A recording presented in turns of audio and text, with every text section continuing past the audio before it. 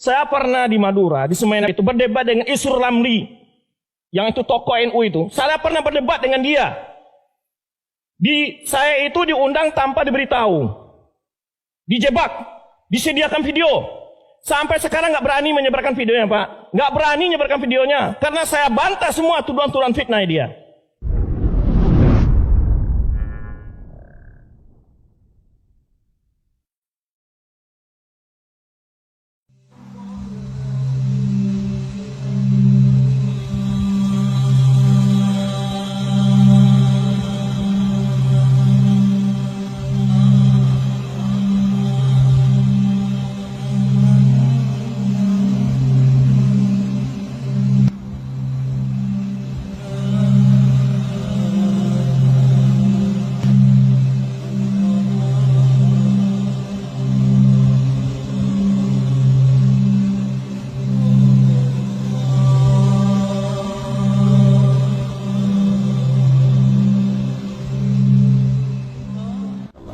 Dalam perjalanan dakwah Kiai pernah nggak menghadapi yang paling radikal sampai ingin membunuh karena menganggap kafir, dengan yang paling lembut, yang baik, yang sopan, yang wahabi garis lurus misalnya?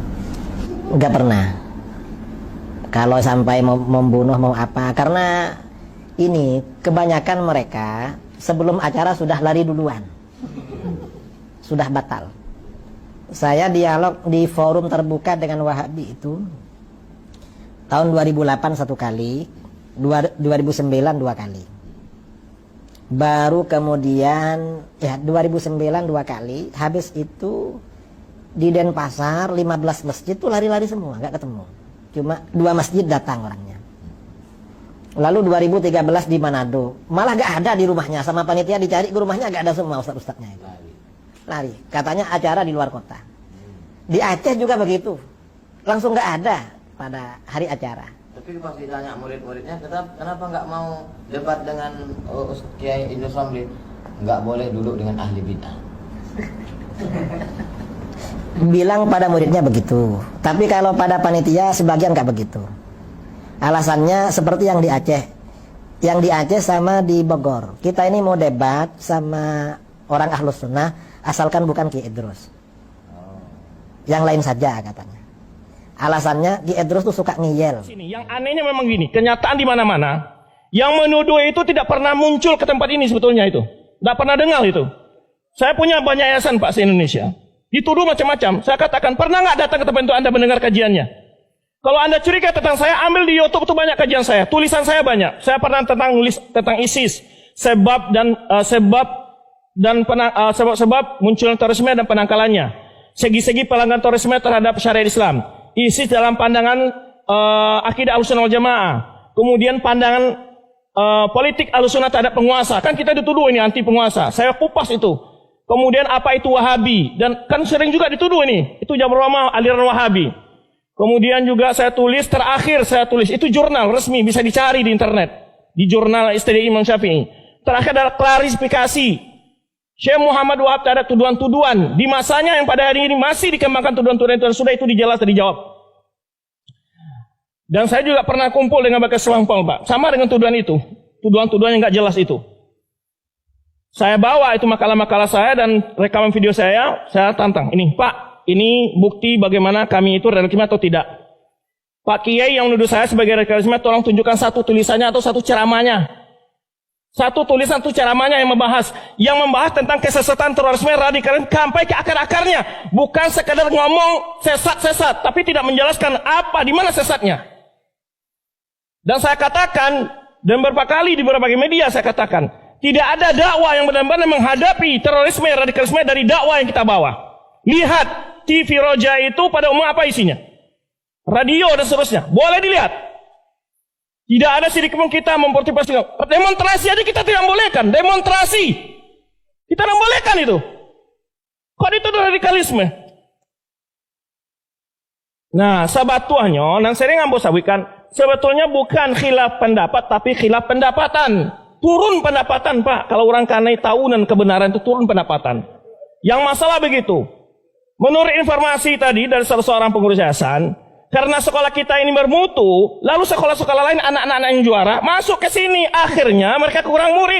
Ini yang bikin cemburu sebetulnya. Ini memang kesalahan Yayasan Ar-Rahmah ini. Kenapa skalanya bermutu? Itu salahnya. Salahnya di situ, Pak. Di mana-mana begitu.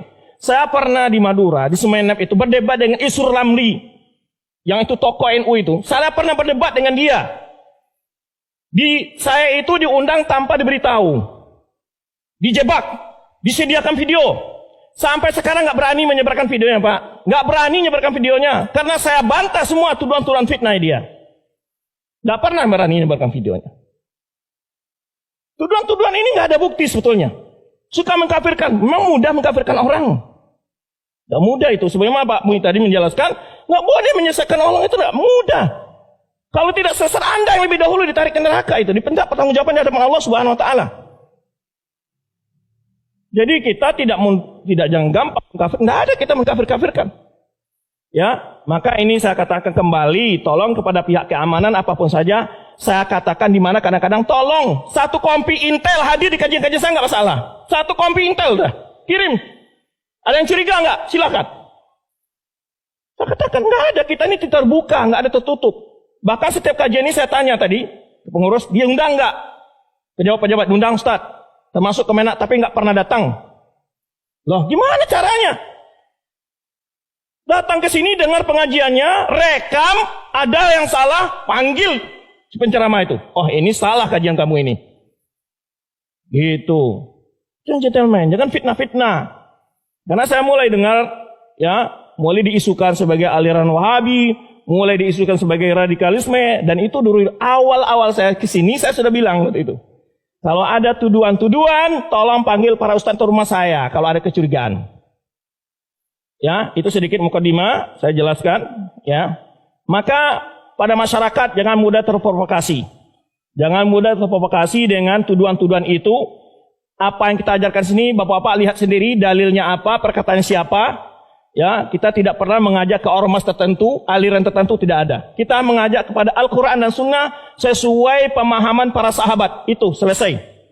Muhammadiyah kah dia, NU kah dia, parti dia, siapapun dia. Ini kita ajak semua. Kita tidak mengajak orang ke ormas tertentu. Ya, dakwah kita bukan. Dakwah kita adalah berlomba dalam mencapai kebaikan. Maka kualitas sekolah kita tingkatkan demi menyebarkannya dakwah, gitu Mang. Dan memang begitu dasarnya, rasa kecemburuan sebetulnya yang tidak bersiap bersaing membuat sebagian orang membuat fitnah ini. Itu saya ada temui di berbagai tempat begitu memang. Kadang-kadang karena pengajian mereka sepi, pengajian kita ramai, itu jadi masalah juga, Pak. Jadi masalah. Terutama kadang-kadang infaknya berkurang katanya. Nah, yang masalah tadi saya katakan, yang masalah sebetulnya bukan beda pendapat, beda pendapatan. Ya. Nah, kita ini dalam berdakwah tidak mematok angka-angka, Pak. Nah, ada ustaz-ustaz diundang ke sini tuh harus dibayar sekian puluh. Nah, ada. Nah, ada kita begitu. Kita datang dengan sukarela. Ambo tuh pernah tidur di Mama Saji, kadang-kadang di Landan Masjid, nah, dan kadang-kadang ke kota itu kadang pernah saya bayar sendiri dengan membawa hotel. Penting dakwah berjalan. Tapi kadang-kadang ada yang undang lebih lebih, nah itulah minus plus gitu aja. Karena tujuan kita bukan mencari dunia, adalah dakwah.